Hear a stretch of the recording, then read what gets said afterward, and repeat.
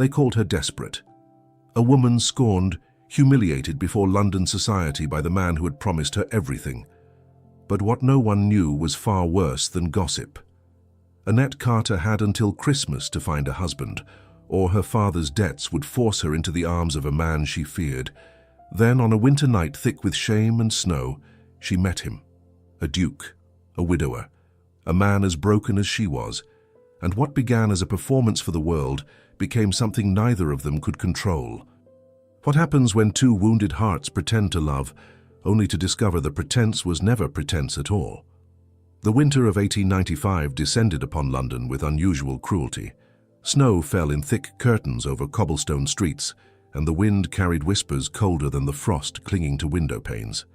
Inside the grand Wentworth residence, crystal chandeliers cast warm light over silk gowns and tailored evening coats, but Annette Carter felt none of that warmth. She stood near the fireplace, her gloved hands clasped so tightly her knuckles ached, forcing herself to smile as conversations swirled around her like vultures circling prey. She was 24 years old, unmarried, and ruined. Not in the scandalous sense that required exile to the countryside, but in the quieter, more vicious way that London society preferred. 3 months ago, Charles Miller had broken their engagement. Not for lack of affection, he had claimed. Not due to any fault of hers, simply because he had fallen desperately in love with Lydia Pemberton, who happened to be Annette's closest friend since childhood, former friend. The humiliation still burned like a brand against her chest. But what kept Annette awake at night, what made her pulse quicken with panic even now, was something far worse than social disgrace. Her father, Edmund Carter, a merchant with noble lineage and catastrophic debts, had signed an agreement she discovered only after Charles abandoned her. If she remained unmarried by Christmas Day, she would become the wife of Theodore Harrow. Harrow. The name alone made her stomach turn. A wealthy industrialist in his 50s with a reputation for cruelty toward his workers and his first 2 wives, both of whom had died under mysterious circumstances. But he wanted a young bride from good family to cement his place in society, and her father's desperation had delivered her into his hands like a transaction of livestock. She had 5 weeks. 5 weeks to find a respectable husband, or her life would end before it truly began. Across the drawing room, Charles laughed at something Lydia whispered in his ear. They stood beneath a garland of winter greenery, her hand possessive on his arm, her diamond engagement ring catching the light with obscene brightness. Lydia glanced toward Annette, and for just a moment, their eyes met. Annette saw neither apology nor triumph there, only indifference, as if their years of friendship had never existed at all. That hurt worse than the betrayal itself. Lady Wentworth swept past with several matrons in tow, their voices pitched just loud enough for Annette to hear. Poor dear, such a shame. One cannot blame Mr. Miller entirely. After all, when love calls. The words landed like stones. Annette kept her expression serene, sipped champagne she did not taste, and wished she could disappear into the wallpaper. The room grew too hot, too loud, too suffocating. She needed air. She needed to breathe without the weight of pitying stares pressing down on her shoulders. Setting her glass on a passing tray, Annette slipped through the crowd toward the terrace doors. No one seemed to notice her departure. Why would they? She was already a ghost at her own life's funeral. The cold hit her like a slap when she stepped outside. Snow fell in lazy spirals, settling on the stone balustrade and the bare branches of the garden below. Annette closed her eyes and drew in a lungful of frozen air, letting it burn down her throat and into her chest. Out here, she could pretend she was someone else, someone whose future was not a noose tightening day by day. She was not alone. A man stood at the far end of the terrace, half hidden in shadow near one of the stone pillars, tall, broad-shouldered, dressed in impeccable black evening wear. He held a glass of whiskey loosely in one hand and stared out at the snow-covered garden as if he could see through it to something beyond. His profile was sharp, aristocratic, etched with a severity that suggested he smiled rarely, if ever. Annette recognized him, though they had never been properly introduced. Herbert Langford, Duke of Ravenshire, 32 years old, widower, recluse. She knew the story everyone knew. His wife had died in childbirth 4 years ago, along with their son. Since then, he appeared in London only when family obligations demanded it, spending most of his time at his estate in the north. People said he had loved his wife with the kind of devotion poets wrote about. People said he would never love again. He turned his head slightly, and his gaze found hers. Dark eyes, unreadable. For a long moment, neither of them spoke. The snow fell between them, the sounds of the party muffled by the closed doors. Then he inclined his head, a gesture that was not quite a bow but held a trace of acknowledgement. "Miss Carter, I presume." His voice was low, rough-edged, as if he did not use it often.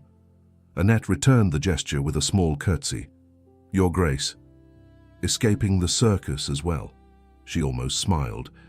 "Something like that." Herbert took a slow drink from his glass, his attention returning to the garden. "I find these gatherings increasingly unbearable, all that chatter about nothing. All those people performing happiness they do not feel." His honesty surprised her. Most men of his rank hid behind pleasant formalities. Annette moved a few steps closer, her slippers soundless on the snow-dusted stone. "And yet you came tonight. Family insists. They believe a man in mourning should eventually rejoin the living." He said the last word with faint distaste, as if the living were something unfortunate one stepped in by accident. Annette understood that feeling more than she cared to admit. "And do you believe that?" He was quiet for so long she thought he might not answer. Then he turned to face her fully, and she saw something in his expression that stole her breath. Not pity, not curiosity, recognition. "I believe the living are far too interested in matters that do not concern them." He gestured with his glass toward the drawing room behind them, where the party continued without them. "They speak of loss and heartbreak as if they understand either. But grief is not a topic for gossip. It is a companion one learns to live with, or it destroys you entirely." Annette felt tears prick at her eyes, unexpected and unwelcome. She blinked them back. "You speak as if there is no middle ground." His gaze held hers, steady and unflinching. "Is there?" She did not know how to answer that. All her life she had been taught to smile through pain, to present a pleasing exterior, regardless of what roiled beneath. But standing here in the cold with this grim, honest stranger, she felt the mask slip. "I do not know," she admitted quietly. "I thought I knew what my life would be, and then it all fell apart, and now I must smile while people discuss my humiliation as if it were theater for their amusement." Herbert's expression softened, just slightly. "The man who broke your engagement." It was not a question. Of course he had heard, everyone had heard. Annette nodded. "He fell in love with my dearest friend. I am told I should be gracious about it. That matters of the heart cannot be helped." "And are you gracious?" She met his eyes and told him the truth. "No, I am furious and terrified, and so very tired of pretending otherwise." The wind gusted, sending snow swirling around them both. Herbert did not look away. Good. Fury is honest. Terror is real. Pretending only makes the weight heavier. Something shifted in that moment. A connection neither of them had expected, forged in shared pain and the strange intimacy of strangers who have nothing left to lose.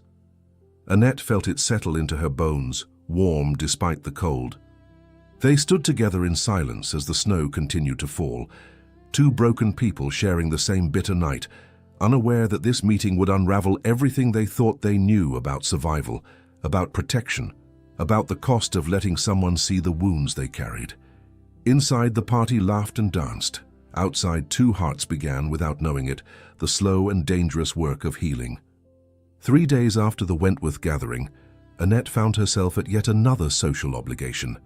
This time, a winter luncheon at the Ashworth estate, where ladies gathered under the pretense of charity work while actually dissecting the latest scandals over tea and finger sandwiches. She attended, only because her mother insisted that hiding would make the gossip worse. The afternoon dragged with excruciating slowness. Annette sat near a window, embroidering a handkerchief she would never finish, half listening to discussions about the upcoming Christmas season. Her mind kept returning to that night on the terrace, to the unexpected conversation with the Duke of Ravensshire. There had been something in his eyes, a recognition of shared suffering that made her feel less alone for the first time in months. She did not expect to see him again so soon. But when the butler announced the arrival of several gentlemen joining for tea, Herbert Langford walked into the drawing room with the same severe expression she remembered. His presence commanded immediate attention. Conversations stuttered and died as every woman turned to stare at the reclusive Duke who rarely attended such gatherings. His gaze swept the room and found Annette almost instantly. Something flickered in those dark eyes. Not quite a smile, but an acknowledgement. Lady Ashworth fluttered toward him with the determination of a general planning an invasion. "Your Grace, what an unexpected pleasure. We are honored by your presence." Herbert inclined his head politely. "Lady Ashworth, I hope I am not intruding." "Not at all, not at all. Please do join us." She gestured broadly toward the assembled ladies, clearly hoping he would circulate and provide fresh material for gossip. "We were just discussing the upcoming Christmas festivities." Herbert's attention, however, remained fixed on Annette. "Miss Carter," he said, his voice cutting through the sudden silence, "might I have a word? In private, if your chaperone permits." Every eye in the room turned to Annette. She felt heat climb her neck, but she kept her composure. Her mother, seated across the room, gave a small nod of permission. "Of course, Your Grace." They stepped into an adjoining library, the door left appropriately ajar. Through the gap, Annette could see several ladies craning their necks, desperate to overhear. Herbert seemed oblivious to the attention, or perhaps simply indifferent. He stood near a bookshelf, one hand resting on a leather-bound volume, and studied her with an intensity that made her pulse quicken. "I have been thinking about our conversation," he said without preamble, "about what you said regarding pretense and performance." Annette clasped her hands together. "As have I. I have heard the rumors about your former engagement, about the manner in which it ended." His directness should have offended her, but instead it felt like relief. No dancing around the truth, no false sympathy. She lifted her chin. "Then you know I am considered damaged goods, a woman scorned, pitied and whispered about in equal measure. I also know something of public scrutiny." Herbert moved closer, close enough that she could see the fine lines at the corners of his eyes, evidence of grief carried too long. "Since my wife's death, I have been hounded by matchmaking mothers and well-meaning relatives who believe I should remarry, that I should move on, as they say. And you do not wish to?" His jaw tightened. "I have no interest in marriage. Not now. Perhaps not ever. But the pressure is relentless. Every social gathering becomes a gauntlet of hopeful debutantes and their ambitious families." Annette understood where this was leading before he spoke the words. Her heart began to beat faster, a wild hope and terror tangling together in her chest. "Which brings me to a proposition," Herbert continued, "one that might benefit us both." She waited, barely breathing. "I propose we engage in a public courtship. False, of course, but convincing enough to satisfy society's demands."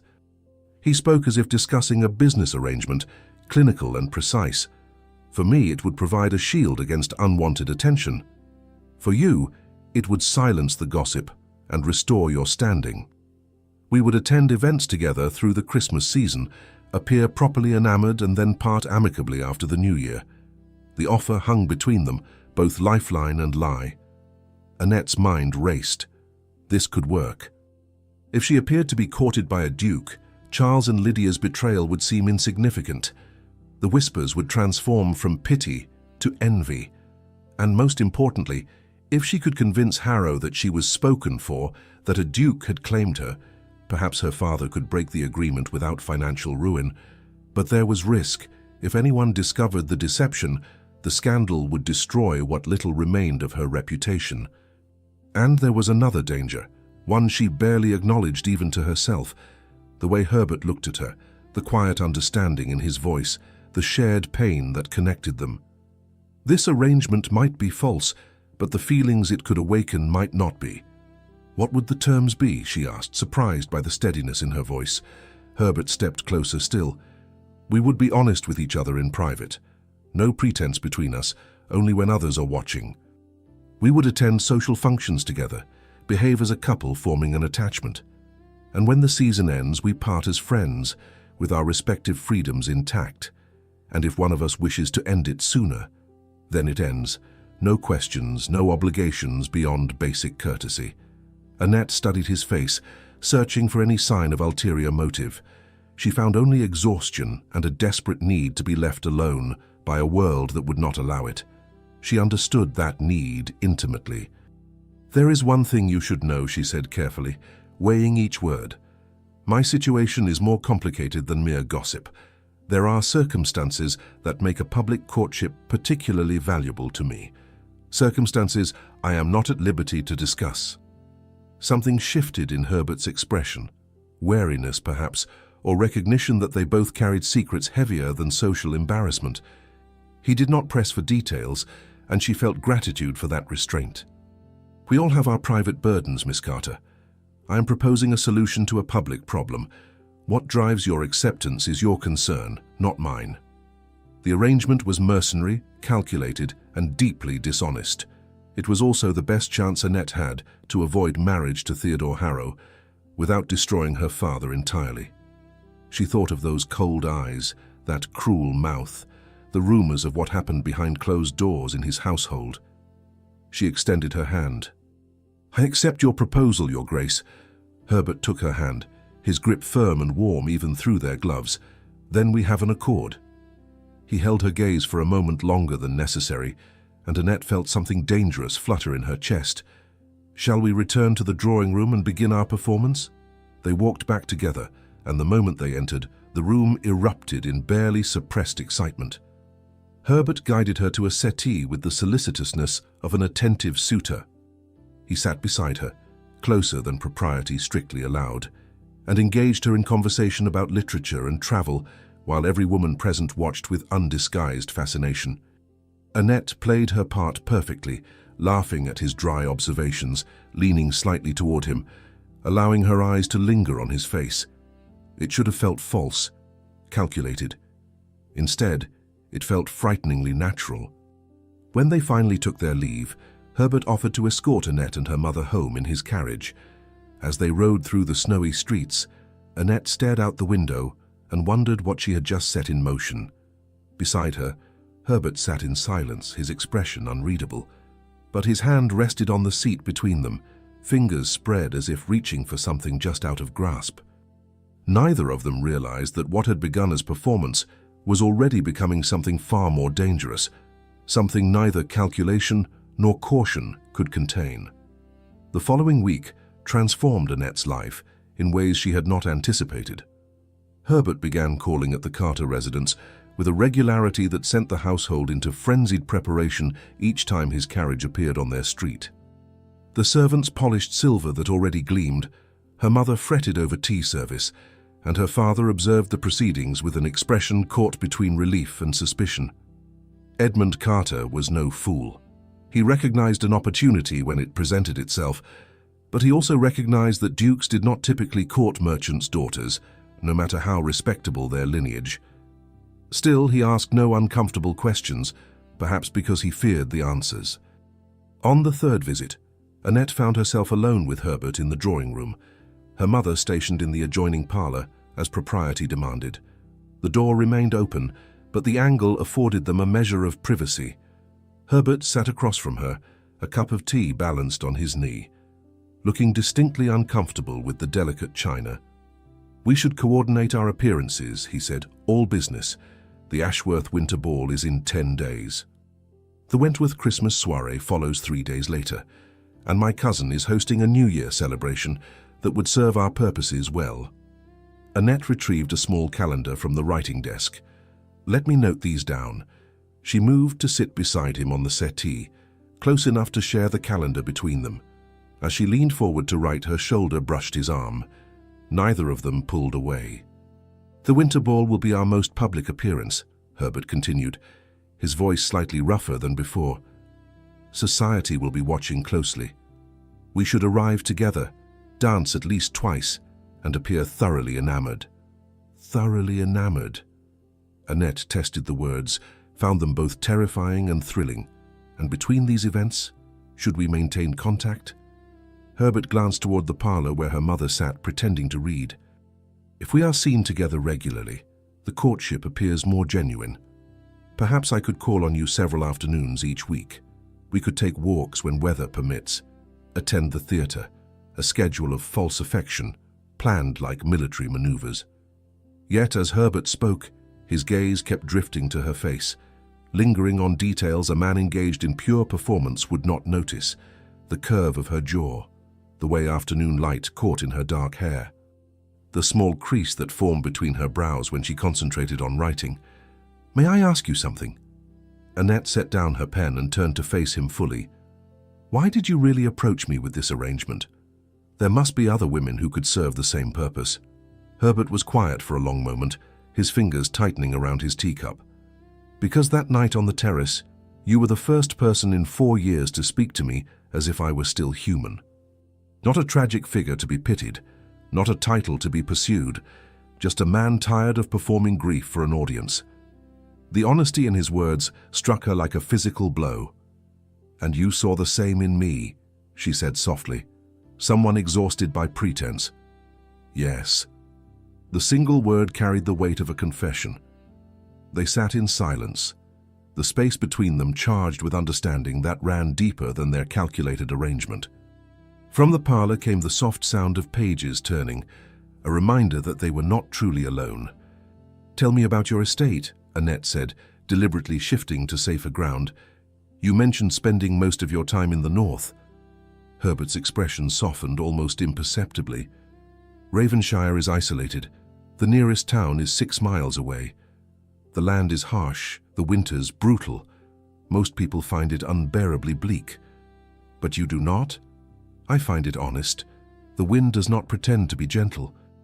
The cold does not apologize for existing. There are no expectations there beyond survival and hard work." Annette smiled despite herself. "You make it sound rather appealing." "Do I?" Herbert seemed genuinely surprised. Most women would consider it a prison. Perhaps most women have never felt imprisoned by comfort and expectation. She met his eyes, saw recognition flare there again. Sometimes isolation is freedom. Herbert studied her with an intensity that made her breath catch. "You are not what I expected, Miss Carter. And what did you expect?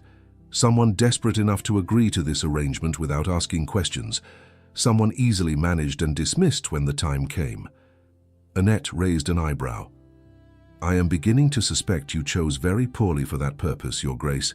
His mouth curved in what might have been the ghost of a smile. "Indeed I did." The visits continued throughout the week, each one lasting longer than the last.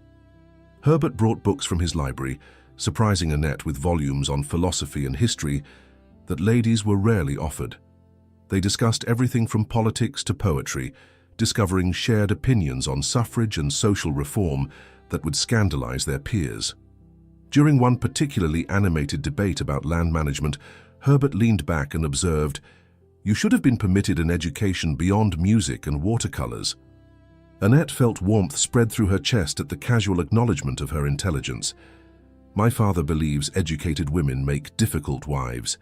"And what do you believe?" "I believe difficult wives are the ones worth knowing." Herbert laughed, a genuine sound that transformed his entire face. The severity disappeared, replaced by something younger, lighter, almost joyful. Annette stared at him, transfixed by the change. "What?" he asked, catching her expression. "Nothing. It is only that I have never heard you laugh before." The lightness faded as quickly as it had appeared, shuttered behind familiar walls. "I do not laugh often. You should. It suits you." Herbert looked away, but not before she saw something vulnerable flash across his features, in a different life perhaps. The words hung heavy with implication. Annette wanted to press further, to ask about his wife, about the child who never drew breath, about the grief that carved lines into his face. But she understood instinctively that some doors opened only when ready, and forcing them caused damage beyond repair.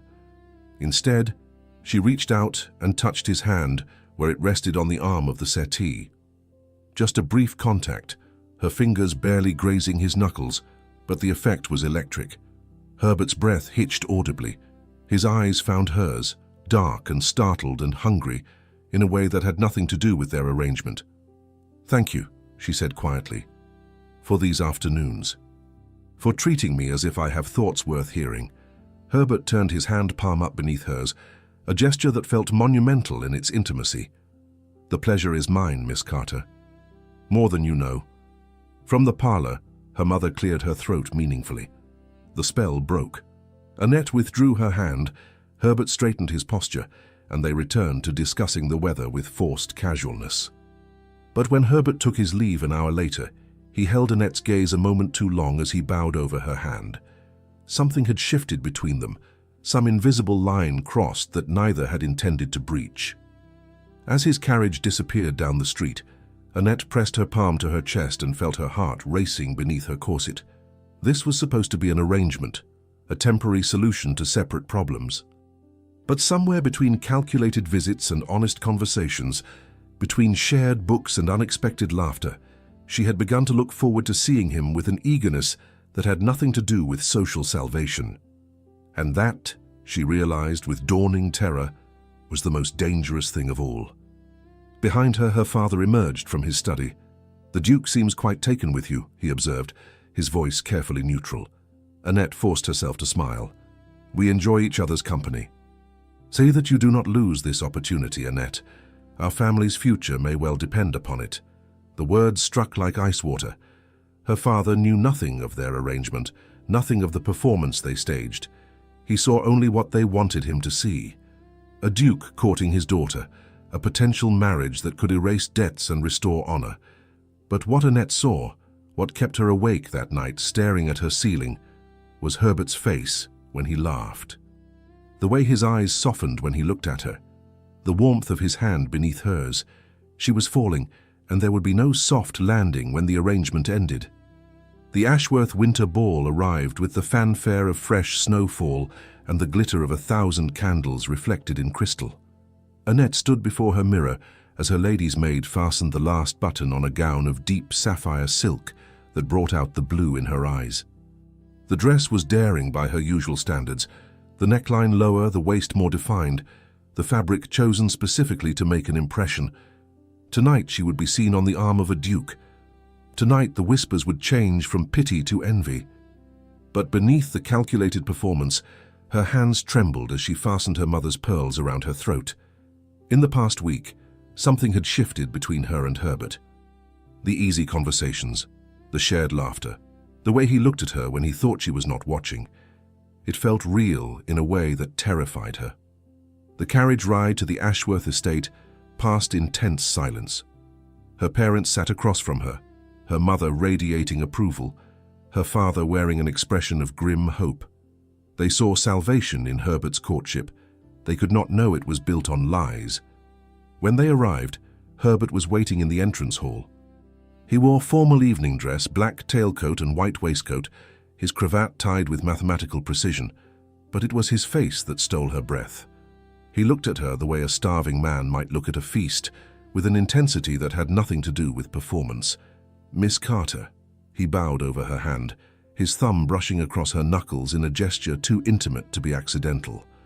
"You are breathtaking." The words were meant for the watching crowd, but the roughness in his voice was real. Annette felt heat climb her neck. "Your Grace, you are too kind. I am only honest." He offered his arm and she took it, acutely aware of the hard muscle beneath expensive fabric, of the warmth radiating through the layers of clothing. As they entered the ballroom together, conversation dimmed like candles snuffed by wind. Every head turned. Charles and Lydia stood near the refreshment table, both frozen in place, their expressions identical masks of shock. Lady Ashworth descended upon them with the speed of a woman sensing gossip in the making. "Duke Ravenshire and Miss Carter. What a stunning couple you make." Her eyes gleamed with speculation. "I dare say we shall be hearing happy news before long."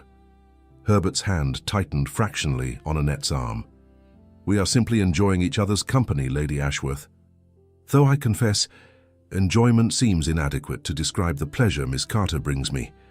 The calculated compliment sent ripples through the nearby guests.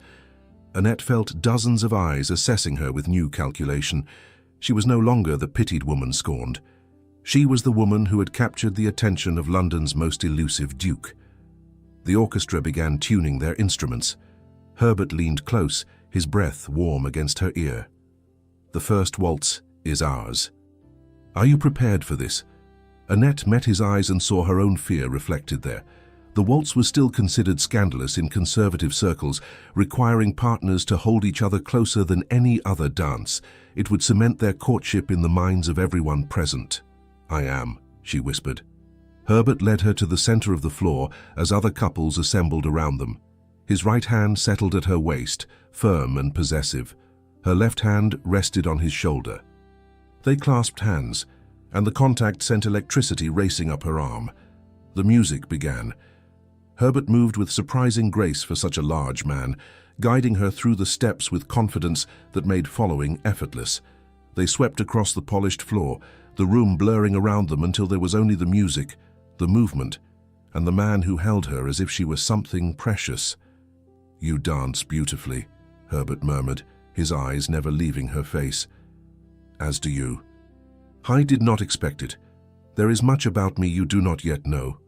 The words held promise and warning in equal measure. Annette felt the heat of his palm through the silk at her waist, felt the strength in the hand that held hers. This close, she could see the flecks of gold in his dark eyes, could smell sandalwood and something uniquely him. Herbert pulled her slightly closer, beyond what was strictly proper. His thumb traced small circles against her waist, the touch so subtle she might have imagined it, except for the way her body responded, every nerve ending suddenly awake and demanding. "I want them to see," he said, his voice dropping lower. "I want everyone in this room to know that you are not diminished by what that fool did to you, that you are remarkable, and any man would be honored to stand beside you." The words were meant for their arrangement, meant to serve their purpose. But the intensity in his eyes told a different story. This was not performance. This was something raw and real and completely unplanned. "Herbert," she breathed, forgetting titles and propriety. The music swelled around them, and she felt herself falling into those dark eyes, into the warmth of his embrace, into feelings she had promised herself she would not allow. His hand tightened at her waist. His gaze dropped to her mouth, lingered there. For one breathless moment, she thought he might kiss her right there on the dance floor in front of everyone. She thought she might let him. Then the waltz ended. The spell broke. Applause rippled through the ballroom, and they separated the proper distance apart. But Herbert kept her hand in his fingers interlaced with hers in a way that suggested possession rather than courtesy. The rest of the evening passed in a blur of introductions and carefully choreographed interactions. Herbert remained at her side, attentive and protective. When Charles approached, clearly working up the courage to speak to her, Herbert's expression turned glacial in a way that sent the younger man retreating without a word. As the night wore on, Annette found herself on the terrace again, Herbert beside her as snow fell in the darkness beyond the warm glow of the ballroom. They stood close together, sharing warmth against the cold. Tonight did not feel like pretending, Annette admitted, the words escaping before she could stop them. Herbert was silent for a long moment. No, it did not. She turned to face him, searching his expression. "What does that mean for us? For our arrangement?" His jaw tightened. He reached up, almost touching her cheek before letting his hand fall. "It means nothing must change. Our agreement was clear, Miss Carter. This ends after the new year. You will be free to pursue whatever future you choose, unburdened by obligation to me." The words felt like rejection despite their careful neutrality. Annette struggled to keep her voice steady. "Of course. You have been more than generous with your time and attention. I would not dream of imposing beyond our agreed terms." Something pained crossed Herbert's face.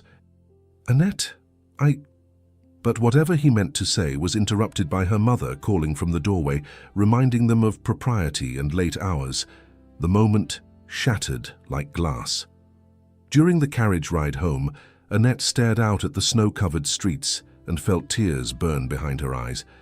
Herbert had given her exactly what she asked for: a public courtship to restore her standing, protection from gossip and shame. He had never promised more. But somewhere between calculated visits and that waltz, she had committed the ultimate foolishness.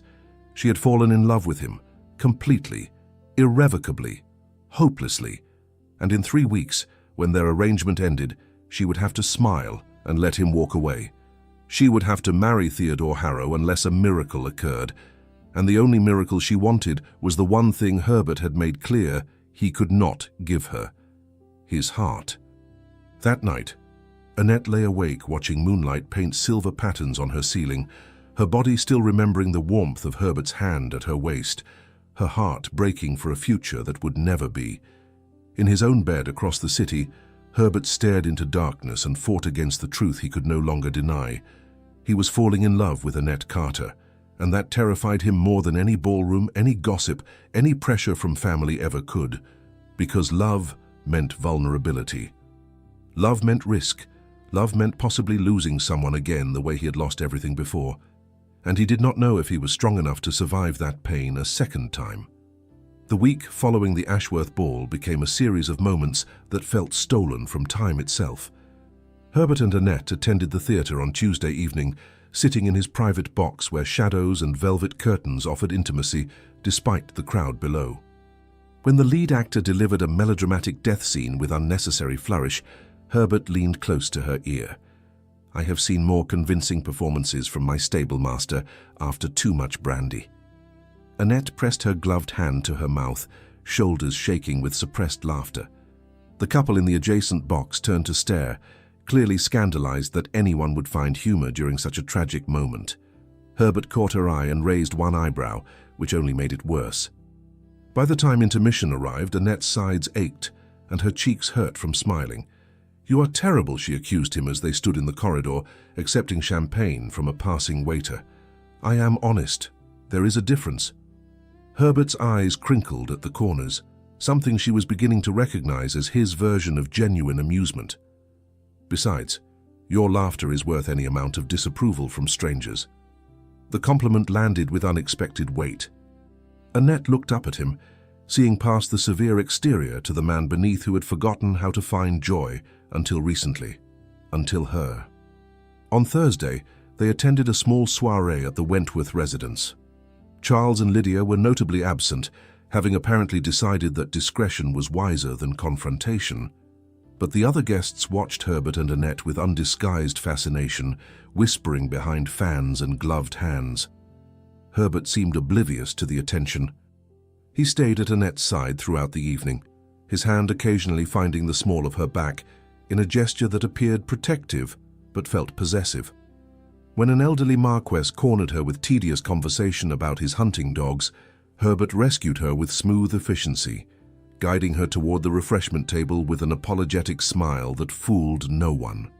"You did not have to save me," Annette said, though secretly grateful. "Yes, I did."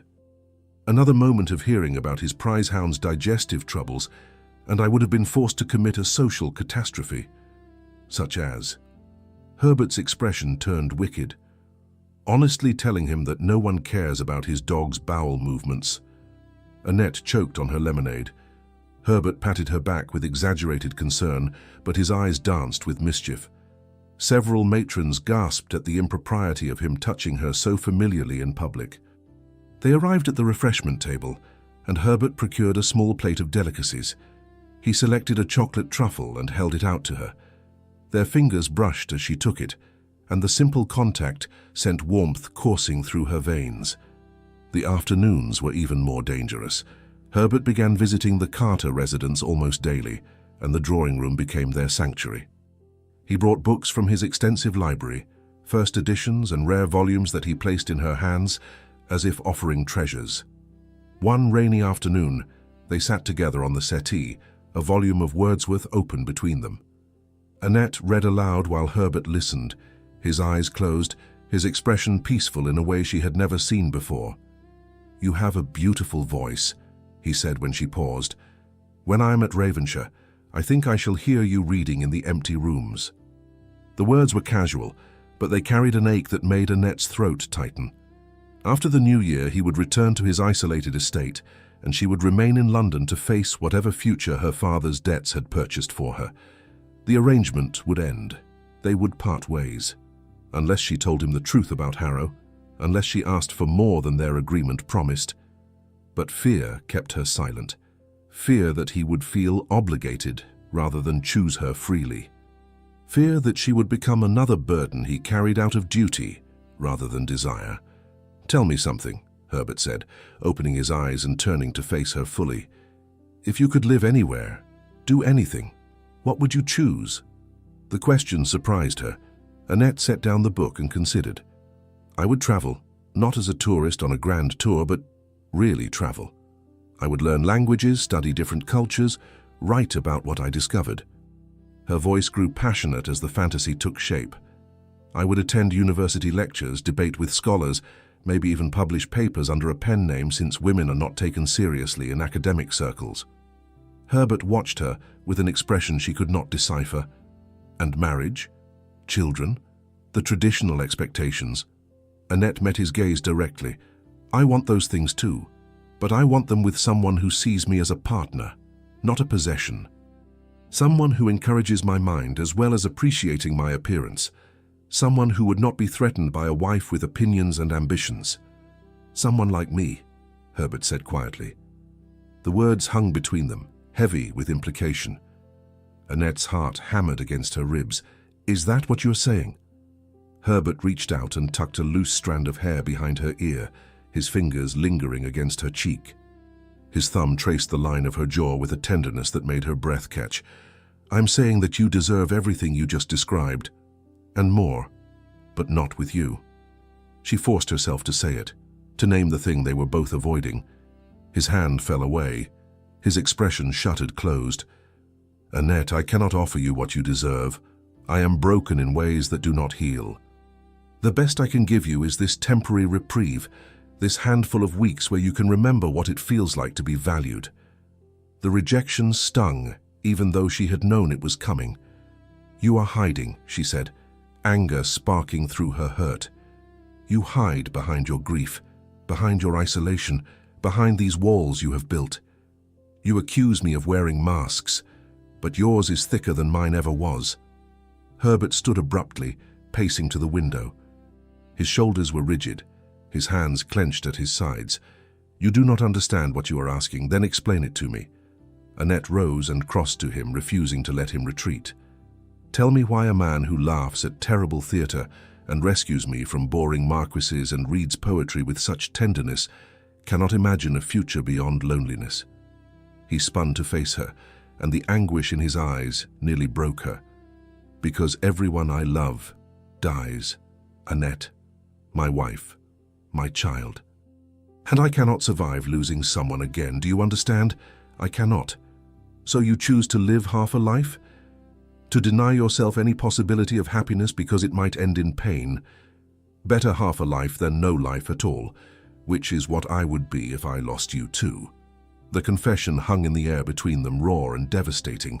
Annette's anger evaporated, replaced by understanding and a love so fierce it frightened her.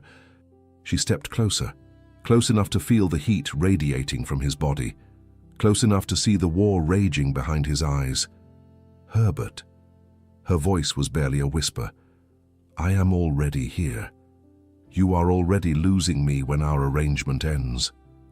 The only question is whether we waste these weeks protecting ourselves or whether we choose to feel everything while we can." His breathing had gone ragged. His hands lifted as if to touch her, then fell. "You are dangerous, Miss Carter. As are you, Your Grace." They stood there, suspended in a moment that could tip either direction. From the parlor came the sound of her mother's footsteps, the reminder of propriety and watching eyes. The moment shattered. Herbert stepped back, composure sliding into place like armor. "I should go." He bowed formally, the intimacy of seconds before vanishing behind practiced manners. "Until tomorrow." Annette watched him leave, her body trembling with unspent emotion. That night, she lay awake and admitted the truth to herself. She was not falling in love with Herbert. She had already fallen, completely and irrevocably. And whether he admitted it or not, he felt the same. The question was whether either of them would be brave enough to choose that love before time ran out, because in 2 weeks, Christmas would arrive. And with it, Theodore Harrow's claim on her future. If you are enjoying this story of two broken hearts finding their way back to hope, I would be so grateful if you would subscribe to the channel. And tell me, what would you do in Annette's place? Would you reveal your desperate secret to the Duke, risking everything? Or would you guard your heart and face your fate alone? Share your thoughts in the comments. Your words and presence here mean more than you know. The days following their confrontation in the drawing room brought a shift in Herbert's behavior that left Annette confused and aching. He still called at the prescribed times, still escorted her to social functions, still played the role of attentive suitor with flawless precision, but the warmth had vanished, replaced by a courtesy so polite it felt like ice. At the Pemberton musical on Saturday evening, he stood beside her with his hands clasped behind his back, maintaining a proper distance that felt like miles. When she tried to catch his eye during a particularly off-key performance, hoping to share the moment of humor as they had before, he stared straight ahead as if carved from marble. Annette felt the loss like a physical wound. She had pushed too hard, demanded too much, and now he was retreating behind walls she could not scale. The irony was not lost on her. She had agreed to a false courtship to avoid one loveless arrangement, only to fall desperately in love with a man determined to keep her at arm's length. On Tuesday afternoon, when Herbert arrived for his scheduled visit, Annette was prepared to match his formality with her own. She would not beg for scraps of affection from a man who had made his boundaries clear. She had her pride, even if her heart was breaking. But her mother had other plans. Mrs. Carter intercepted them in the entrance hall with unusual firmness. "Duke Ravenshire, might I have a word?" "Alone?" Herbert looked startled but nodded. "Of course, Mrs. Carter." Annette watched her mother lead Herbert into the small parlor, the door closing firmly behind them. She stood in the hallway, torn between curiosity and dread, wondering what her mother could possibly be saying.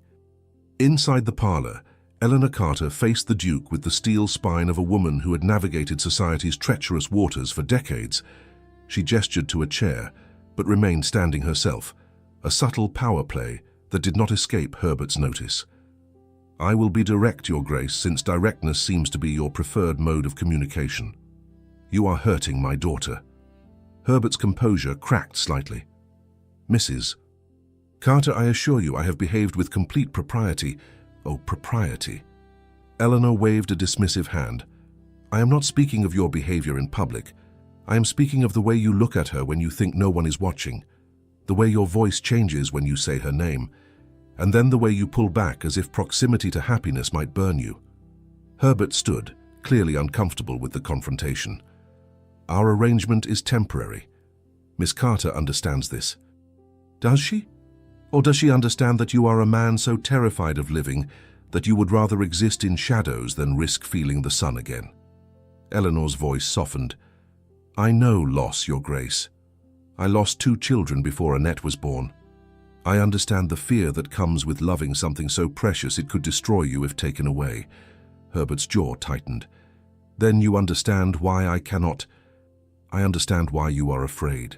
That does not make it wise." Eleanor moved closer, her expression compassionate but unyielding. "My daughter is falling in love with you, perhaps has already fallen, and unless I am very much mistaken, you feel the same. So the question is not whether you can love again, but whether you have the courage to try." The words hit Herbert like physical blows. He sank back into the chair, suddenly exhausted. "I do not know if I do." "Then you must decide quickly." Eleanor's tone turned urgent. "Because Annette is running out of time in ways you do not understand, and if you truly care for her, you will either give her reason to hope or set her free to find it elsewhere." "What do you mean, running out of time?" But Eleanor simply shook her head. "That is her story to tell if she chooses. I have said what I came to say." She moved toward the door, then paused. "One more thing, Your Grace. You speak of your wife with such devotion, and that is admirable. But ask yourself this: would she want you to spend the rest of your life as a monument to her memory? Or would she want you to live? She left him alone with that question burning in his mind. That evening, Herbert returned to his London townhouse and did something he had not done in years. He went to the locked drawer in his study and removed the miniature portrait of Catherine, his late wife. She stared back at him with gentle eyes and a soft smile, forever young, forever lost. He spoke aloud to the painted face, feeling foolish but unable to stop himself. I met someone, a woman who makes me laugh, who challenges me, who sees past the title and the grief to something I thought had died with you. And I am terrified, Catherine, terrified that if I let myself love her, fate will take her too. The portrait offered no answers, only the eternal silence of the dead. But in Herbert's memory, Catherine's voice spoke with the kindness he had loved. You cannot live in fear of loss, my darling. That is not living at all. That is merely existing, and you were meant for so much more. Herbert set down the portrait with shaking hands and buried his face in his palms. Mrs. Carter was right. Annette's mother was right. He was choosing half a life, and in doing so he was wasting the only life he had. Across the city, Annette sat with her own mother in the drawing room, finally unburdening herself of secrets too heavy to carry alone. She spoke of her love for Herbert, of the arrangement that was never meant to involve her heart, of the fear that consumed her with each passing day. And then, with tears streaming down her face, she told her mother about Theodore Harrow, about the contract her father had signed, about the deadline that loomed just 2 weeks away. Eleanor Carter listened in horrified silence. When Annette finished, her mother pulled her close, stroking her hair as she had when Annette was a child. "Oh, my darling girl, why did you not tell me sooner? I thought I could manage it. I thought if Herbert and I appeared to be courting, Harrow would withdraw his claim. But Herbert has made it clear our arrangement ends after the new year, and father's debt remains." Annette's voice broke. "I do not know what to do, Mama. I cannot marry Harrow, but I cannot force Herbert to want me either." Eleanor was quiet for a long moment, her hand moving in soothing circles on Annette's back. "Love always involves risk," she said finally. "You cannot control what Herbert feels or what he chooses, but you can control whether you face this with honesty or continue hiding in fear. Tell him the truth about Harrow. Tell him what you stand to lose, and then let him make his choice with full knowledge, and if he chooses to walk away, then at least you will know you were brave enough to be honest. That is worth something, even in heartbreak." Annette cried herself to sleep that night, her pillow damp with tears, her mind spinning with impossible decisions. In 11 days, Christmas would arrive. In 11 days, her father's debt would come due. And somewhere in the darkness of London, Herbert lay awake wrestling with his own demons, trying to find courage he was not sure he possessed. Neither of them knew that fate was about to force their hand in ways they could never have anticipated. The time for careful distance and calculated arrangements was ending. What came next would require something far more dangerous than either had planned. It would require the truth. Christmas Eve arrived with heavy snow blanketing London in hushed white. The city had transformed into something from a fairy tale, all soft edges and muffled sounds, as if the world itself held its breath in anticipation. Inside the Carter residence, a fire crackled in the drawing-room hearth, casting dancing shadows on the walls, while the family prepared for midnight services at the cathedral.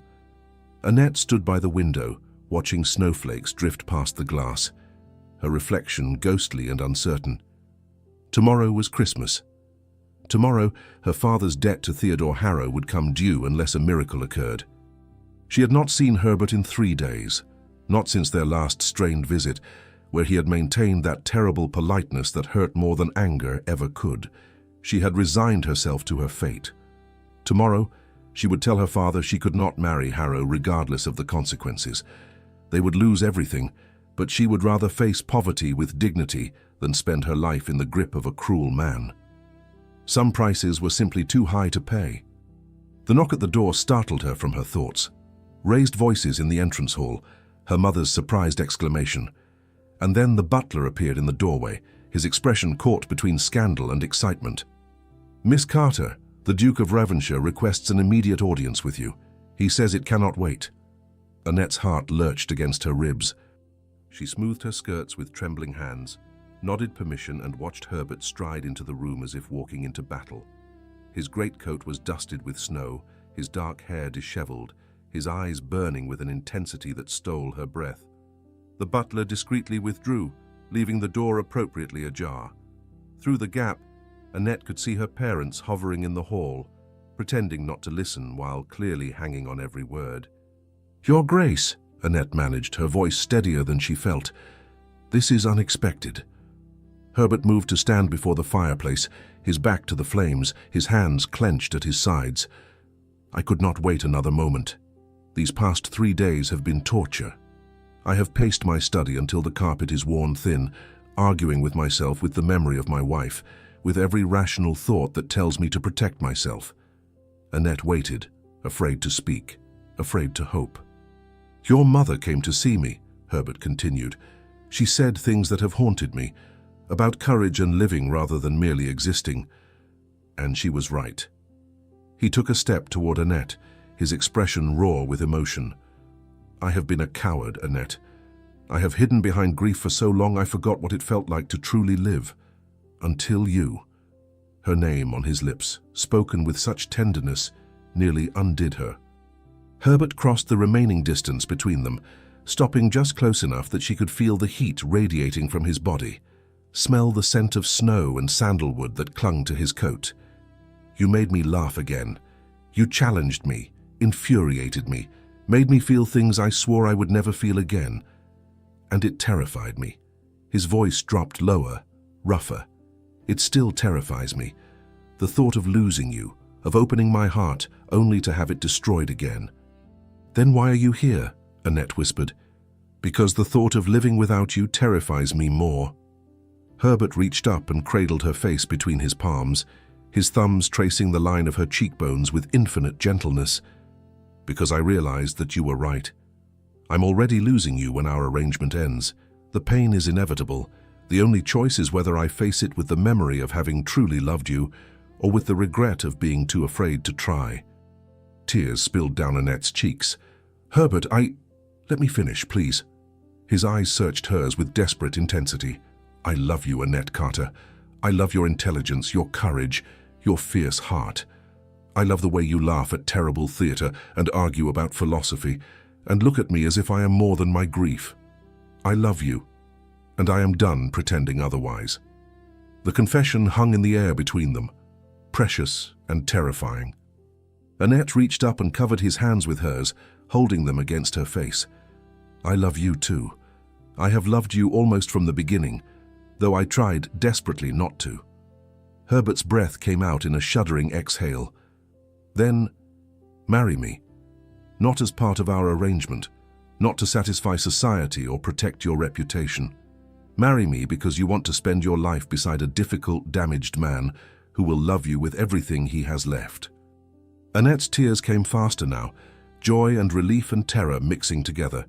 "Yes, yes, Herbert, I will marry you." He pulled her against him then, his arms wrapping around her with fierce possession. His mouth found hers in a kiss that started gentle and quickly deepened into something desperate and consuming. Annette melted into him, her hands fisting in his coat, her body pressed against the hard length of him as 4 years of denial and 3 months of restrained desire finally broke free. Herbert's hands moved over her back, her waist, learning the shape of her through layers of fabric. His lips traced a path from her mouth to her jaw, to the sensitive spot below her ear that made her gasp. "Annette." His voice was ragged against her skin. "Tell me to stop. Tell me this is too fast." But Annette had spent too long being careful, being proper, denying what her heart demanded. "Do not stop," she whispered. "Do not ever stop." From the hallway came the sound of her mother clearing her throat meaningfully, followed by her father's gruff voice, suggesting they give the couple more privacy but not too much. A door closed, shutting them into relative solitude, though still observed by propriety's watchful eye. Herbert pulled back just enough to look at her, his pupils blown wide with desire, his breathing heavy. "We should wait until after we are married." "We should," Annette agreed. But her hands were already working at the buttons of his waistcoat, her fingers trembling with need and nerves and love too fierce to contain. Herbert caught her hands, stilled them. His expression was torn between honor and want. "Annette, if we do this now..." "Then we do this now," she finished firmly. "I am choosing you, Herbert. I am choosing this moment, this feeling, this love. And I do not want to wait another second to show you how completely you have claimed my heart." Something in him surrendered. His hands cupped her face again, and he kissed her with a reverence that made her knees weak. They moved together toward the settee, a tangle of careful touches and whispered endearments. Buttons were undone with shaking fingers. Fabric slipped aside to reveal skin that had never been touched this way before. Herbert's hands explored her shoulders, her collarbones, the curve of her waist, with a gentleness that spoke of worship rather than conquest. Every touch was a question, every response an answer of trust and desire. They learned each other slowly, thoroughly, in the firelight and shadow, two wounded souls finding healing in the connection of bodies and hearts. When they finally came together, it was with a tenderness that brought tears to Annette's eyes. Herbert held her gaze, his own eyes suspiciously bright as they moved in ancient rhythm. This was not just physical union. This was the joining of two people who had found each other in darkness and chosen light. Afterward, they lay tangled together on the narrow settee, Herbert's coat spread over them for warmth and modesty. Annette rested her head against his chest, listening to the steady beat of his heart, feeling his fingers trace lazy patterns on her shoulder. "I have something I must tell you," she whispered, suddenly terrified. The weight of her secret pressed down with crushing force. She could not marry him under false pretenses. He deserved the truth. Herbert pressed a kiss to her hair. "Whatever it is, we will face it together." And so Annette told him everything, about her father's debts, about Theodore Harrow, about the contract that demanded her marriage by Christmas Day or the family's financial destruction. She felt Herbert's body tense beneath her, heard his breathing change, but he did not pull away. When she finished, he was silent for a long moment. Then he said quietly, "Why did you not tell me sooner?" "I was afraid you would feel obligated, afraid you would think I had orchestrated our entire acquaintance to trap you into marriage." Herbert shifted so he could look at her face. "And instead, you were willing to sacrifice yourself to a monster rather than risk manipulating me." Annette nodded, unable to speak past the lump in her throat. Herbert's expression softened with something that looked like awe. "You foolish, courageous, impossibly noble woman." He kissed her forehead, her cheeks, her mouth. "I am marrying you tomorrow. Tomorrow is Christmas. I am aware." Herbert sat up, pulling her with him, already reaching for his scattered clothing with determined efficiency. "We will wake the Archbishop if necessary, but you will be my wife before sunset tomorrow, and Harrow can take his contract and burn it." Annette watched him dress, her heart so full she thought it might burst. "You are certain?" Herbert paused, turned to face her fully and took her hands in his. "I have never been more certain of anything in my life.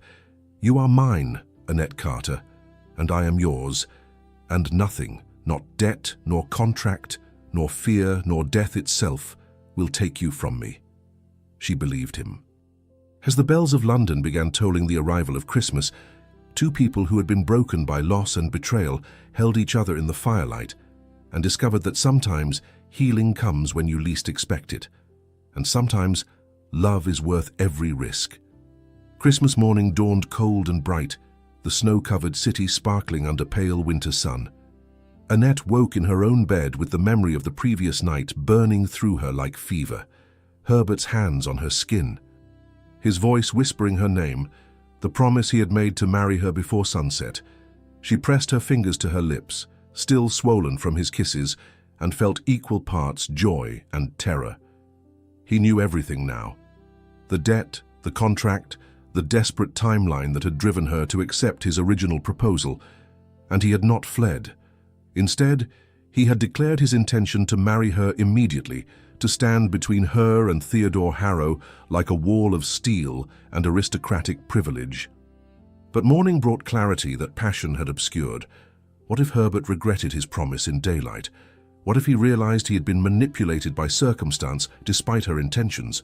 What if... A commotion downstairs interrupted her spiraling thoughts. Raised voices, her father's angry tone, and then a knock at her bedroom door. "Miss Annette." The maid's voice was urgent. "Your father requests your presence immediately. There is a gentleman here to see you." Annette's stomach dropped. She dressed hastily, her fingers fumbling with buttons, and descended the stairs with her heart in her throat. In the drawing room, she found her father standing rigid with fury, her mother pale with concern, and Theodore Harrow himself seated comfortably in Herbert's usual chair. Harrow was exactly as she remembered from their one brief meeting months ago. 50s, well-dressed but somehow oily, with cold eyes that assessed her like merchandise. He smiled when she entered, showing too many teeth. "Miss Carter, Merry Christmas. I thought it time we became better acquainted, given that our wedding will take place within the month." Annette forced herself to remain calm. "Mr. Harrow, I'm afraid there has been a misunderstanding." "No misunderstanding at all." Harrow pulled a document from his coat. "I have your father's signature on a binding agreement. Unless you are formally betrothed as of today, you become my intended bride." He glanced around the room with theatrical confusion. "I see no fiancé present." Before Annette could respond, the butler appeared at the door, his expression caught between shock and something like relief. "Forgive the interruption, but the Duke of Ravenshire has arrived. He says it is urgent." Herbert strode into the room as if he owned it, snow still clinging to his greatcoat, his expression thunderous.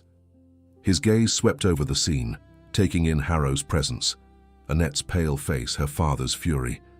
Something dangerous flickered in his dark eyes. Harrow. The single word carried volumes of contempt. Herbert removed his gloves slowly, deliberately. "I was not aware vermin were welcome in this household." Harrow stood, puffing himself up with false confidence. "Duke Ravenshire? How unexpected. Though I suppose you have come to pay your respects before Miss Carter becomes my wife." Herbert's laugh was cold enough to frost the windows. "Your wife?" He crossed to stand beside Annette, his hand finding hers and holding tight. "I am afraid that is impossible, as Miss Carter is to become my wife. Today." The room erupted. Her father's expression transformed from fury to shock to calculation. Her mother pressed a hand to her chest, eyes bright with tears. Harrow's face turned an alarming shade of purple. "That is impossible," Harrow sputtered. "The agreement is binding." "Unless she is formally betrothed." "She is." Herbert drew a small velvet box from his pocket and opened it to reveal a ring set with sapphires and diamonds. "I proposed last night. She accepted, and we will be married by special license before sunset." He slid the ring onto Annette's finger with possessive certainty. "Any questions?" Harrow turned to Edmund Carter with desperate anger. "You signed a contract. If you break it, I will ruin you completely. Every debt called in, every asset seized." "You will die in debtor's prison." Herbert's voice cut through the room like a blade. "No, he will not, because I am purchasing his debts, all of them." He produced another document, this one thick with legal text and official seals. "As of this morning, Mr. Carter owes you nothing. Your contract is void." The silence that followed was absolute. Annette stared at Herbert, unable to process what he had just done. He had not simply offered to marry her. He had systematically dismantled every weapon Harrow held, had bought her father's freedom along with her own. "You cannot do this," Harrow said, but his voice had lost its certainty. "I already have." Herbert's expression was carved from ice. "And if you trouble this family again in any capacity, I will ensure that every door in London society closes to you permanently. I have the influence and the inclination to destroy you utterly. Do we understand each other?" Harrow looked between Herbert's implacable face and the legal documents that had just stripped him of his prize.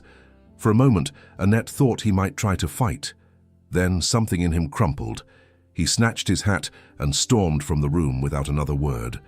The moment he was gone, Annette's knees buckled. Herbert caught her, holding her against his chest as she shook with reaction. "You bought my father's debts," she whispered. "Herbert, that is a fortune." "It is money." Herbert tipped her face up to his. "You are priceless. There is no comparison." Edmund Carter cleared his throat roughly. "Your Grace, I do not know what to say. This generosity is not generosity, sir." Herbert's tone was firm but not unkind. "It is investment in my future happiness. Your daughter has agreed to be my wife, and I will not have her burdened by debts that are not her own." He turned back to Annette. "Now we have an archbishop waiting and approximately 8 hours of daylight remaining. Shall we?" But as they prepared to leave for the hastily arranged ceremony, another unexpected visitor arrived. Charles Miller stood in the entrance hall, hat in hand, looking thoroughly miserable in the falling snow. "Miss Carter." Charles's voice was rough with emotion. "Might I speak with you? Just for a moment?" Herbert's jaw tightened, but Annette touched his arm gently. "Please, let me hear what he has to say." They stepped into the small parlor, Charles maintaining a respectful distance. He looked older than when she had last seen him, careworn and uncertain. "I heard about your engagement. The whole city is talking about it." Charles twisted his hat in his hands. "I wanted to congratulate you and to apologize for everything." Annette waited, saying nothing. "I was a coward." Charles met her eyes, his own suspiciously bright. "My family pushed for the match with Lydia because of her dowry. I convinced myself it was love, because that was easier than admitting I was choosing money over honor. Over you." He swallowed hard. "You deserved better than I gave you. You always deserved better." The apology sat between them, imperfect but genuine. Annette felt the last threads of anger and hurt begin to loosen. "I forgive you, Charles, not because what you did was acceptable, but because I refuse to carry that pain into my future. I am choosing happiness, I am choosing Herbert, and I am choosing to let go of what cannot be changed." Charles nodded, blinking rapidly. "He is a good man, the Duke. He will treasure you as I did not. He already does." After Charles left, Annette returned to Herbert's side. He searched her face with concern. "Are you well?" "I am." She took his hand, lacing their fingers together. "I needed to hear that apology, to know that he regretted his choices. But it changed nothing. My heart belongs to you, Herbert, completely. Only you." Herbert pulled her close, pressing his forehead to hers. "Then let us make it official before the universe conspires to separate us again." As they rode through the snowy streets toward the cathedral, Annette looked at the man beside her and felt something settle deep in her chest. The fear that had driven her for months had finally released its grip. Harrow was vanquished. Her father's debts were paid. Charles had apologized and been forgiven, and Herbert, the severe, grief-stricken duke who had agreed to a false courtship, sat holding her hand as if it were made of something precious. What had begun in desperation had transformed into something neither of them could have predicted. Not an arrangement, not a convenience, but a love fierce enough to overcome every obstacle. They were not out of the woods yet. There would be gossip about the hasty marriage, questions about propriety and motivation, complications she could not yet foresee. But as Herbert's thumb traced circles on the back of her hand, Annette knew with absolute certainty that they would face whatever came next together. And that made all the difference. The cathedral bells rang out across London as Herbert's carriage pulled to a stop before the ancient stone steps. Snow continued to fall in soft, silent drifts, transforming the city into something ethereal and otherworldly. Inside the carriage, Annette smoothed her dress with trembling hands. It was not a wedding gown, just her best day dress in pale blue silk, but Herbert had looked at her as if she wore diamonds and lace. "This is madness," she whispered, though she was smiling. "We are about to be married by special license on Christmas Day with barely any witnesses. Society will be scandalized." Herbert lifted her hand to his lips, pressing a kiss to her knuckles. "Let them be scandalized. I have spent 4 years caring what society thinks, letting their expectations dictate my life. I am done with that." He met her eyes with fierce determination. "I choose you, Annette. Scandal be damned." The ceremony itself was brief and intimate. Her parents stood as witnesses, along with Herbert's cousin Edward, who had been roused from his Christmas dinner with barely an explanation. The Archbishop, somewhat bewildered by the urgency but swayed by Herbert's title and generous donation, performed the service with appropriate solemnity. When Herbert repeated his vows, his voice never wavered. I, Herbert Langford, take thee, Annette Carter, to be my wedded wife, to have and to hold from this day forward, for better, for worse, for richer, for poorer, in sickness and in health, to love and to cherish, till death do us part. The words that had once terrified him now felt like a promise he was desperate to keep. Annette's own vows were spoken through tears of joy, her voice breaking on the word cherish. When the Archbishop pronounced them man and wife, Herbert cupped Annette's face between his palms and kissed her with a tenderness that made her mother weep openly. The new Duchess of Ravensshire leaned into her husband's embrace and felt the last remnants of fear dissolve into certainty. They were married. She was safe. They were together. But their day was far from finished. That evening, despite the hasty nature of their wedding, Herbert insisted they attend the annual Christmas ball at his cousin's estate. Edward had been planning the event for months, and half of London society would be present. To miss it would only fuel more gossip. "Are you certain?" Annette asked as they prepared to leave. "We could remain here, start our married life in privacy." Herbert adjusted his cravat in the mirror, his expression thoughtful. "I want to walk into that ballroom with you on my arm as my wife. I want everyone who whispered about you, who pitied you, who watched your humiliation with entertainment, to see that you are a duchess now, that you are cherished, that you won." The ball was already in full swing when they arrived. The butler announced them with clear, ringing tones that cut through the music and conversation like a knife. The Duke and Duchess of Ravensshire. The ballroom fell silent. Every head turned, every eye fixed on them with varying degrees of shock, curiosity, and outrage. Annette felt her courage waver, but Herbert's hand tightened on hers, steadying her. They descended the grand staircase together, and the crowd parted before them like water. Annette could hear the whispers starting already, spreading through the room like wildfire. Married? Today? On Christmas? How scandalous! How improper! How utterly unprecedented! Lady Ashworth rushed forward, torn between fascination and affront. "Your Grace, Duchess Ravensshire, we had no idea there was to be a wedding. Such haste is most unusual." Herbert's expression remained pleasant, but his tone held steel. "When one knows one's heart, Lady Ashworth, delay serves no purpose. I am fortunate that my wife agreed to marry me with such expedition." The word wife sent another ripple through the crowd. Annette straightened her spine and met the curious stares with calm dignity. She was not the desperate, humiliated woman they had pitied 3 months ago. She was a duchess, beloved and chosen. As if summoned by the spectacle, Theodore Harrow appeared at the edge of the crowd. His presence cast a shadow over the festivities, his expression twisted with barely concealed rage. He pushed through the guests with aggressive determination, clearly intent on confrontation. Herbert moved instantly, placing himself between Harrow and Annette. His entire demeanor transformed from polite aristocrat to something far more dangerous. "I warned you, Harrow. You are not welcome here."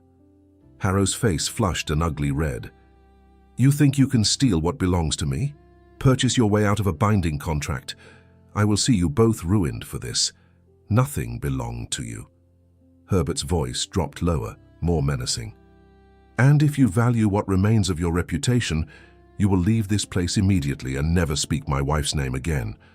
The threat hung in the air, unmistakable and absolute. Edward moved to Herbert's side, flanked by several other gentlemen whose expressions made clear they would support the Duke without question. Harrow looked around the ballroom, saw no allies, only cold faces and turned backs. With a final look of impotent fury, he stalked from the room. The silence that followed his departure was broken by Edward raising his glass. "To my cousin Herbert and his bride, may they know every happiness." The toast was echoed around the room, some with genuine warmth, others with grudging respect. The music resumed. Gradually, conversation returned to normal levels, though Annette knew they would be the primary topic of discussion for weeks to come. Herbert led her to the center of the ballroom. The orchestra began a waltz, and he pulled her into his arms with possessive certainty. As they moved across the floor, he leaned close to whisper in her ear, "I need to tell you something. Something I should have said months ago." Annette looked up at him, seeing vulnerability in those dark eyes. "What is it?" "When I lost Catherine and our son, I believed that part of my life was over, that I would never love again, never feel joy, never want to wake up in the morning." His voice roughened with emotion. "But you changed everything. You made me laugh. You made me angry. You made me feel alive again, and I was terrified because feeling alive meant risking pain." "I know." Annette touched his face gently. "You told me as much. But what I did not say, what I could not admit even to myself, was that the pain of losing you would be bearable because at least I would have known you. At least I would have loved you." His eyes shone suspiciously bright. "You gave me back my life, Annette, and I will spend every day of our marriage trying to deserve that gift." Tears spilled down Annette's cheeks. "You already deserve it. You saw me when I was invisible. You valued me when I felt worthless. You chose me when I expected nothing." They danced in silence for a moment, lost in each other despite the watching crowd. Then Herbert smiled, a genuine expression of pure happiness that transformed his entire face. "So what do we do now, Duchess?" Annette smiled back through her tears. "Now we live, we love, we face whatever comes together. Together." Herbert pressed his forehead to hers, not caring who saw, not caring what anyone thought. "I like the sound of that." As the waltz ended and applause rippled through the ballroom, Annette looked around at the faces watching them. Some showed envy, some showed disapproval, but many showed something softer, understanding perhaps, or even hope. Here was proof that broken hearts could heal, that love could return after loss, that courage could transform desperation into triumph.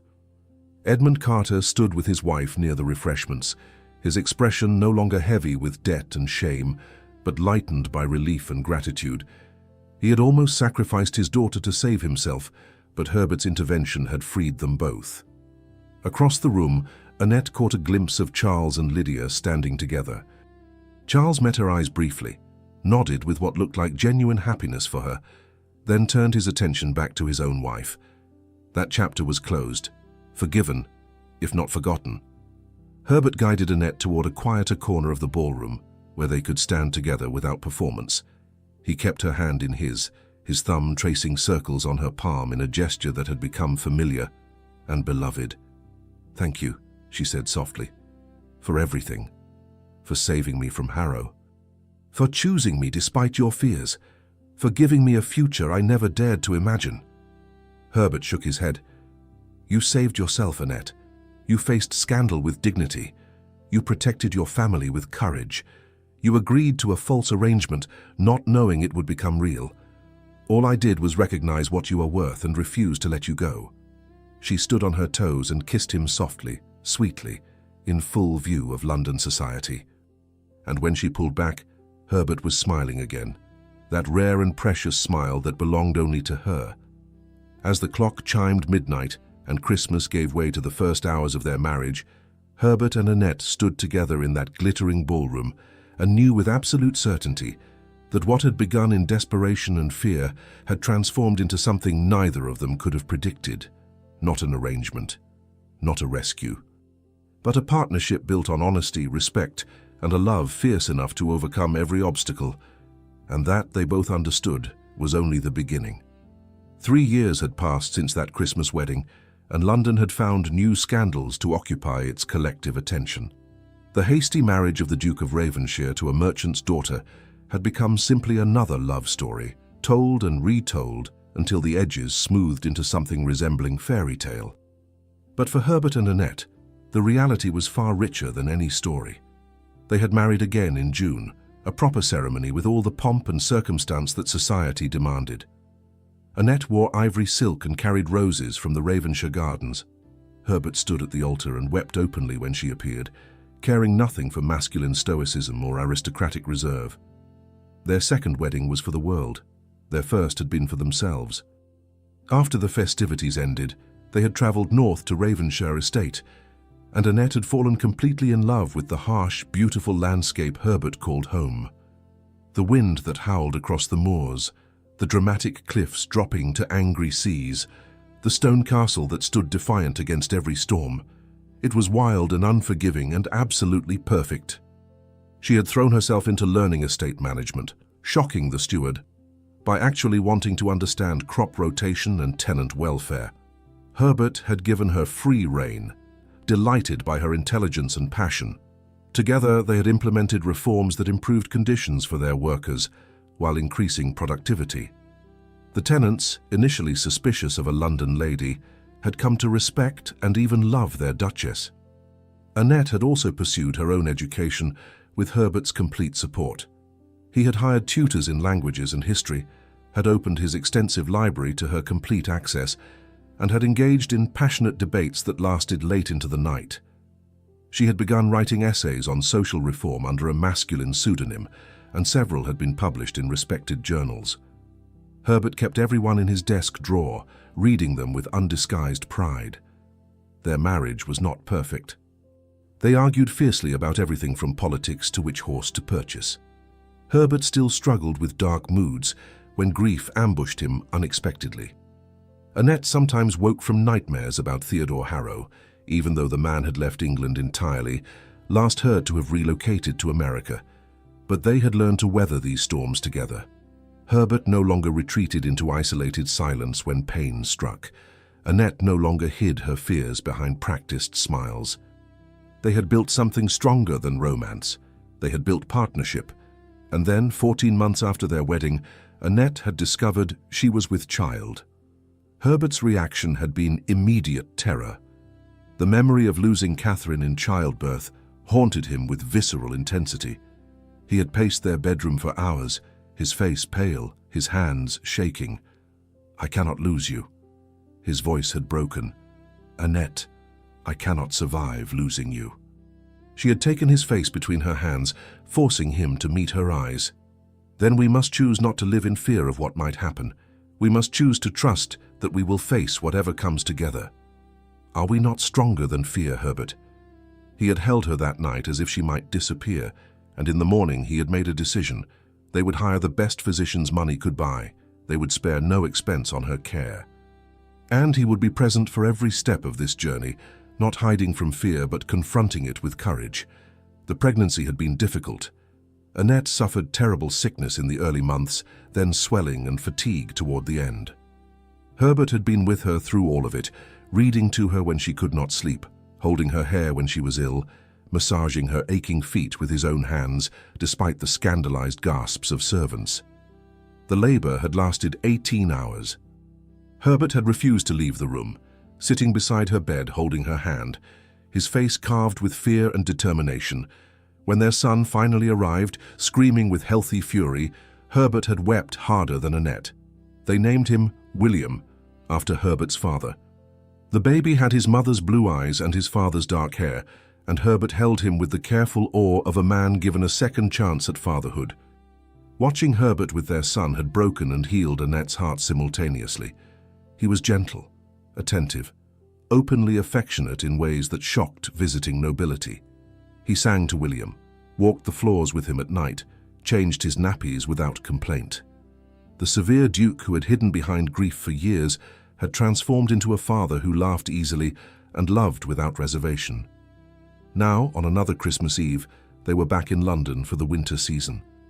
Annette stood in the drawing room of their townhouse, watching snow fall past the window just as she had 3 years ago. But everything had changed. William toddled across the floor, now 2 years old and full of mischief. Herbert chased him with exaggerated slowness, letting the boy escape with squeals of delight. In Annette's arms, their second child, Catherine, slept peacefully. Born just 6 months ago, she had been named for Herbert's first wife with Annette's complete blessing. The pregnancy with Catherine had been easier. Herbert had still worried, but without the paralyzing fear that had marked William's arrival. They had learned to trust, to hope, to believe that happiness could exist without constant dread of its loss. Annette watched her husband collapse dramatically on the carpet, allowing William to climb over him like a conquered fortress, and felt her heart overflow with love. This man who had been so broken, so convinced he could never feel joy again, was now the center of a chaotic, joyful family. Herbert caught her watching and smiled, that full, genuine smile that still took her breath away. "What are you thinking?" "That I am grateful. For everything. For that night on the terrace when we first met. For the arrangement that brought us together. For every moment since." Herbert sat up, holding William secure in his lap. "I was thinking the same." He met her eyes across the room. "Do you remember what you said to me that night? About fury and terror and pretending? That it only makes the weight heavier," Annette finished. "You were right." Herbert's voice grew thick with emotion. "Loving you. Letting myself be vulnerable again. It was terrifying. But it was also the only thing that could save me. You saved me, Annette." She crossed the room and settled beside him, their family complete and together. "You saved yourself, Herbert. You chose courage over fear. You chose to live rather than merely exist." William squirmed free and toddled toward his toys. Herbert reached over and touched Catherine's sleeping face with infinite gentleness, then took Annette's hand. "We saved each other," he said firmly. "That is the truth of it." They sat in comfortable silence, watching their children, feeling the warmth of the fire and each other's presence. Outside, London prepared for Christmas celebrations. Inside, a family that had been forged from desperation and fear now thrived on love and trust. Later that evening, they attended another winter ball, much like the one where everything had begun. They walked through the same ballroom where Herbert had first held Annette in his arms for a waltz. But now she wore his ring, his name, and carried his children. Now there was no pretense, no performance, no careful arrangement. As they danced, Herbert pulled her close and whispered, "You know what today is, Christmas Eve. 3 years since you proposed our arrangement. 3 years since I was fool enough to think I could spend time with you and not fall completely in love." Herbert kissed her forehead. "Best mistake I ever made." Annette laughed, the sound drawing smiles from dancers nearby. "It was no mistake. It was fate. Do you believe in fate now?" "I believe in choice. I believe we chose each other again and again despite every obstacle. That is more powerful than fate." The music swelled around them. Herbert held her closer, beyond what was strictly proper, exactly as he had that first night. But now no one whispered. Now they simply smiled, recognizing a couple genuinely in love. As the evening drew to a close and they prepared to return home to their children, Herbert paused on the terrace where they had first met.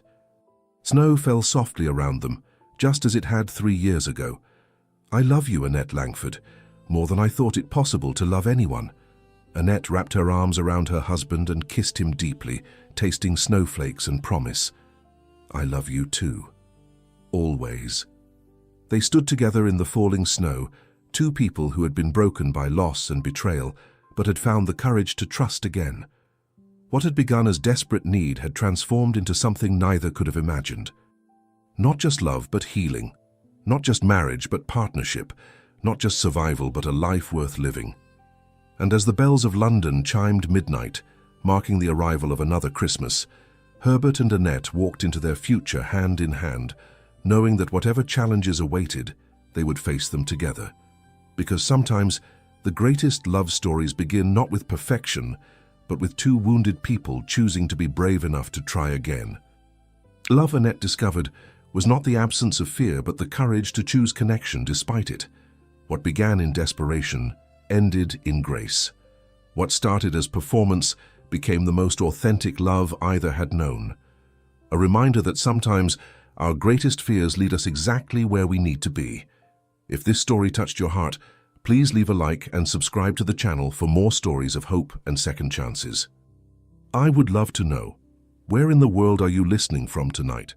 Comment below and share this journey with me. Thank you for being here, and may you find the courage to choose love again and again.